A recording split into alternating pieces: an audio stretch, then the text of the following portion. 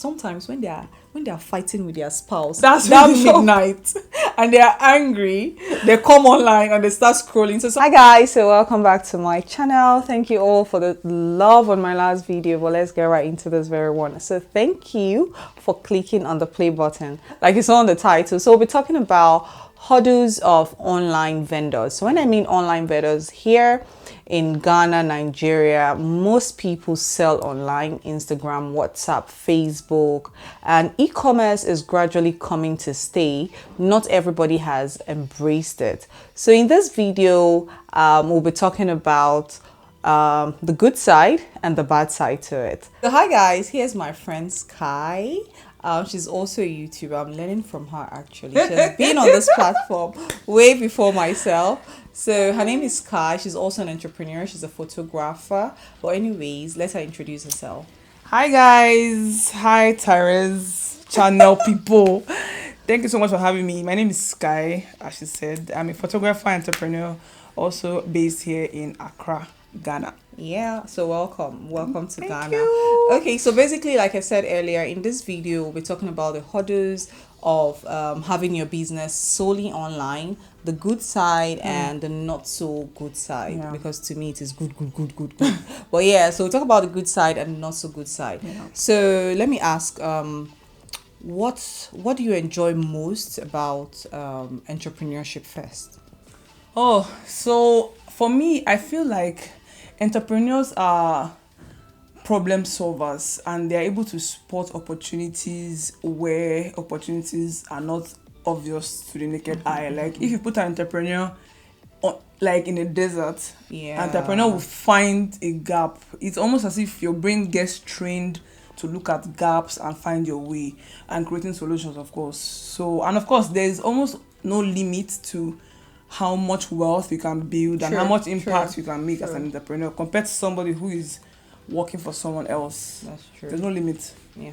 For me, entrepreneurship for me is the freedom. Now, when I say freedom, it's not like when being an entrepreneur, you are so free because in the real sense of it, you are always busy. But then Always. again, I still like how I have total control of my time and my solutions that I provide. So yes, that is why I first love being an entrepreneur. But this video is not about entrepreneurship and all of that.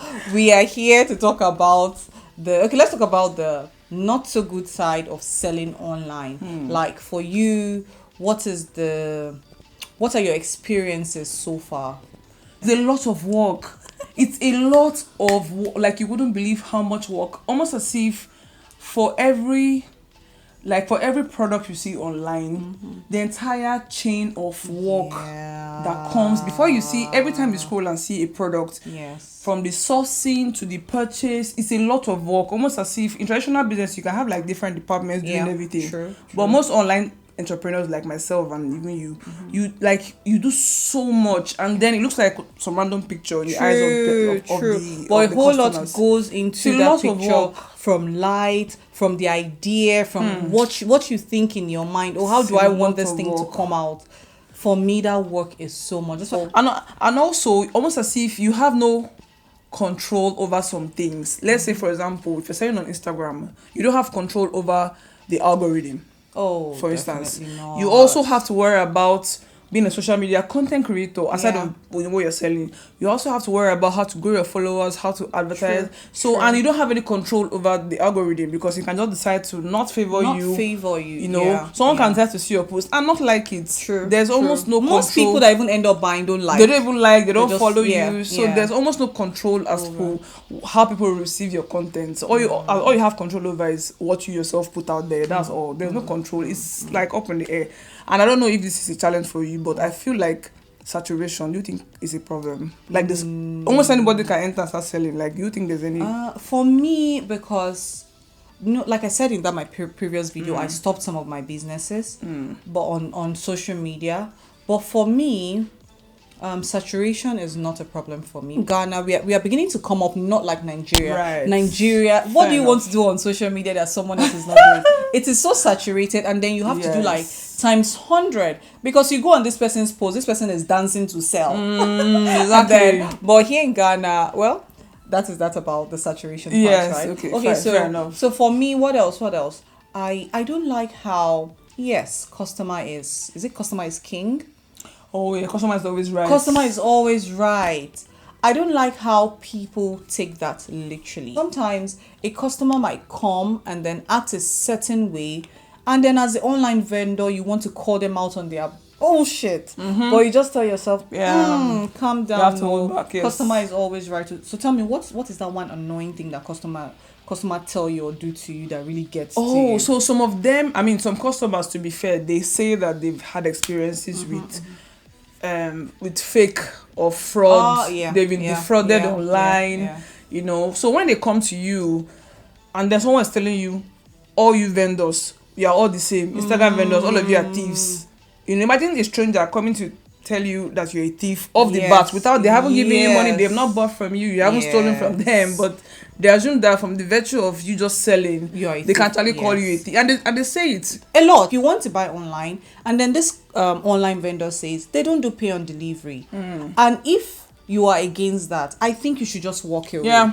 Walk away, go somewhere else where they'll do pay on delivery, or just go to the market. Right? There's always that option. But what I do not like is when you come to me and say, oh, you want to buy something, and then I tell you, okay, these are my terms, and then you tell me, oh, I can't go with your terms, I want it my way, and I come out outrightly and say, it's fine. If you do not trust me, if you do not trust my brand, it is totally fine.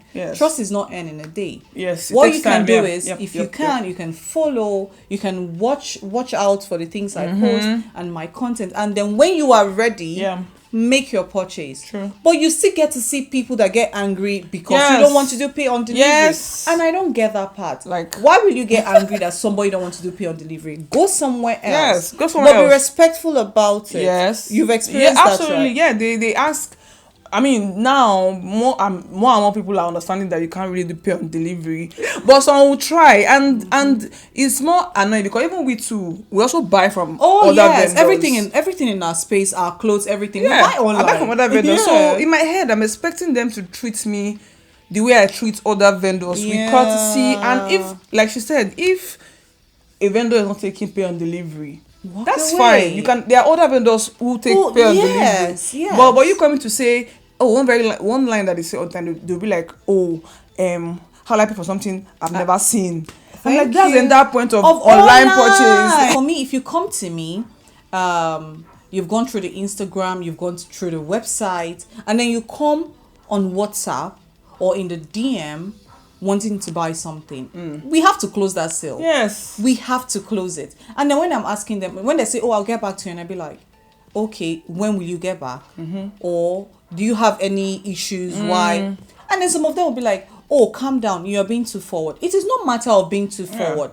Now it is a matter of you not wanting to waste my time, and I don't want to waste your time. So let's be direct, close the sale, and then we make delivery. Because I think sometimes they don't realize. I think most customers don't realize on the back end of that screen, it's a whole business. So time is money, data is money, the content you've seen there. It's so money. Resources have gone into that thing you're trying to buy. So when you come and further waste the vendor's time, taking 2-3 days to close the sale, and then they're asking you, oh, okay, is there any issue? Do you have any questions? When will you come back to me? Some will keep you on, like, some will read and not respond. I'm like, you mustn't buy at that time. Sometimes I can reach out to a vendor just to make an inquiry. Definitely. I'm not be ready to buy that moment. I say, okay, sorry, I'm not ready to buy now. I'll get back when I'm ready to buy. I think communication is actually fair. Yes. If you're trying to buy something from an online vendor, be kind, because you don't know what the person has gone through to put this thing in your face. In as much as we want your money, you also want our product. Because it's an exchange. Truth be told, it is easier for you to get the items delivered to you as you going under the sun to Accra, trying to look for. You might not even, because online vendors sell unique items. Whereas when you go to Accra market, the thing that they don't understand is they might have one China supplier supply the whole of Mokola market, the same thing, so you don't get varieties. Absolutely. But when you're online, you tend to see different items, and this is the work the Plenty online work. Oh God, from sourcing to getting agents. So we sell unique things, but at the same time, you don't want to respect the stress we have gone through, right? So for me, if you're trying to buy something from an online vendor, be kind. Yeah. Just be kind. If you're not going to buy, let them know, oh, I was just making inquiries. Don't worry, I'll buy next time. In real life, like people go window shopping, you understand that. So sometimes people just scroll on Instagram mindlessly without any actual intention to buy. So we understand that. So, but when you go beyond scrolling and actually DM a vendor and start talking to them, and then the vendor takes time, or the vendor staff takes time to respond to you. That's like extra step. You don't have to DM them. You can just save. You can just save that post. And you can even add to cart. Like keep adding to cart. And when you're ready, you check out. Yeah, just like how like in a website, you're not going to chat the website rep. You know that live chat. You don't chat them unless you have an actual inquiry. Just add to cart. But every time you talk to a vendor and then they're responding to you, it's data, it's time. Yes, it's resources that's going. It's a lot of resources. Okay. So now we've talked about the not so good parts. So now let's talk about the sweet part of selling online. Do you want to go first, or I should go first? Go first. Okay. So for me, God has blessed me with like very sweet customers, honestly. So for me, I like how it gives me this sense of fulfillment that you haven't met me physical, but you trust me a little bit to an extent to give me your money for my service or for my product. So I just feel good every sale I make. See, in a day, if I make 100 sale, every one of those sales feels like it's the first time. That's true, because you're right, it's trust. The person hasn't seen you before. The person just believing that what you're giving what you're giving him or her is value for their money, and that you bring it as when you say you're going to bring it. So yes, I guess. So for me too, I feel like I mean maybe the photographer side of me is what is playing here, but I like the content creation side of it. I like it a lot. Bringing the item to life. Bringing to life, because when when we are sourcing, we are in purchase mode. We are looking at what we sell, what we go, but presenting that item and convincing someone with your content. It's I like that aspect, and I have background in sales, and one thing we learned in sales is that until a customer hands you over their money, you haven't made any sale. Everything is just so followers, likes. So if you meet online vendors that give you that good content, I think you shouldn't waste their time. Now we know there are a lot of scammers, fake people online. Even they go as far as maybe creating websites. But there are things you should look out for. Look for original content. It is very, very important. Don't just go on someone's page and then see stock images. Like Sky. Please, what's the name of your jewelry page? Mini Styles, Mini Styles, right? If you go on there on her page, I'll leave it somewhere. So if you go on her page on Instagram, her content is real. Like you see how to style it. It is so real. It's a lot of work. A lot of work. To why some vendors just use stock image. Exactly. It is a lot of work. But at the same time, if you want to be on this platform, you should put in the work. So now, if you're also scared of, this person is scam or not scam, look out for people that put in original content.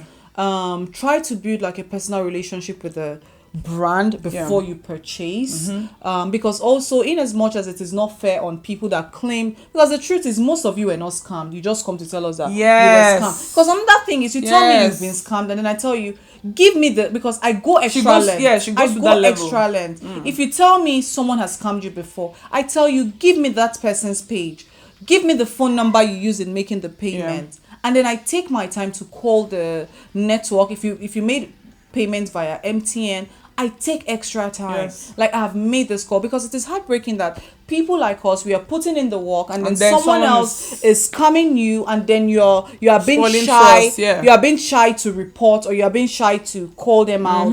I was talking to a customer one day, and she said that she's shy to say that someone scammed her. I said, so do you want them to scam someone else? So I go the extra mile. For that. So selling online, in as much as it is beautiful, it looks so rosy and all of that, it takes work It's a lot of work. time. It's a lot of So work. if you see someone like us selling, It's a lot of work, online, oh, you guys. if you see our products online, Sorry, go. I forgot to mention one thing that is a very, like, it's a negative, but we've come to.